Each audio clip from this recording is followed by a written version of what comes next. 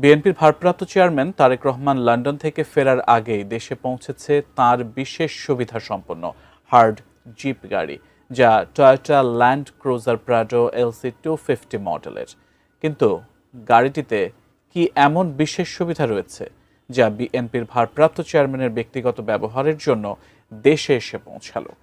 বিস্তারিত জানাচ্ছেন শিহাব ইসলাম। বাংলাদেশ জাতীয়তাবাদী দল বিএনপির ভারপ্রাপ্ত চেয়ারম্যান তারেক রহমানের ব্যবহারের জন্য বিদেশ থেকে আমদানি করা একটি বিশেষ সুবিধা সম্পন্ন হার্ড জিপ গাড়ি দেশে এসে পৌঁছেছে।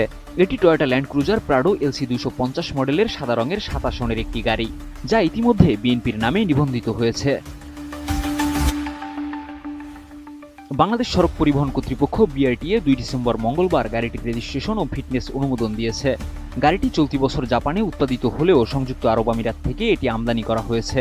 এছাড়া আমদানি করা গাড়িটির মূল্য 37,000 মার্কিন ডলার দেখানো হলেও শুল্ক ও কর বাবদ সরকারকে প্রায় 2,31,00,000 টাকা দিতে হয়েছে। এর ফলে মোট খরচ দাঁড়িয়েছে 2,76,46,112 টাকা। নতুন বাংলাদেশ গড়তে এলো জুলফিকার স্টিল। জুলফিকার স্টিল, ইস্পাত দৃঢ় অঙ্গীকার। BRTA সূত্রে জানা গেছে, গাড়িটি বিএনপির নামে নিবন্ধিত এবং ঠিকানা হিসেবে দলের কেন্দ্রীয় কার্যালয় নয়াপল্টনকে দেখানো হয়েছে। গাড়িটির রেজিস্ট্রেশন নম্বর হল ঢাকা মেট্রো ঘ 166528। এছাড়া বিল অফ এন্ট্রির তথ্য মতে সাধারণ অবস্থায় গাড়িটির ওজন 2,790 কেজি এবং সর্বোচ্চ ওজন 3,085 কেজি। এছাড়া গাড়িটির ফিটনেস মেয়াদ 2029 সালের ডিসেম্বর পর্যন্ত এবং ট্যাক্স টোকেনের মেয়াদ 1 বছরের জন্য নির্ধারিত হয়েছে। তবে গাড়িটি বুলেট প্রুফ কিনা এ বিষয়ে এখনো কোনো নিশ্চিত তথ্য পাওয়া যায়নি। যদিও সরকারের পক্ষ থেকে নির্বাচনী প্রচারণার নিরাপত্তার জন্য বিএনপিকে 2টি বুলেট প্রুফ গাড়ি কেনার সুযোগ দেওয়া হয়েছে।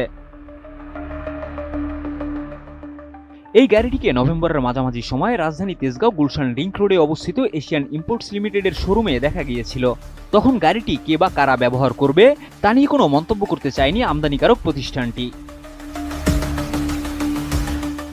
এদিকে দেশের বর্তমান রাজনৈতিক প্রেক্ষাপটে তারেক রহমানের গাড়ি দেশে পৌঁছানোকে তার নেতাকর্মী সহ অনেকেই তারেক রহমানের ফিরে আসার আগাম বার্তা হিসেবে দেখছেন। শিহাব ইসলাম, ATN নিউজ।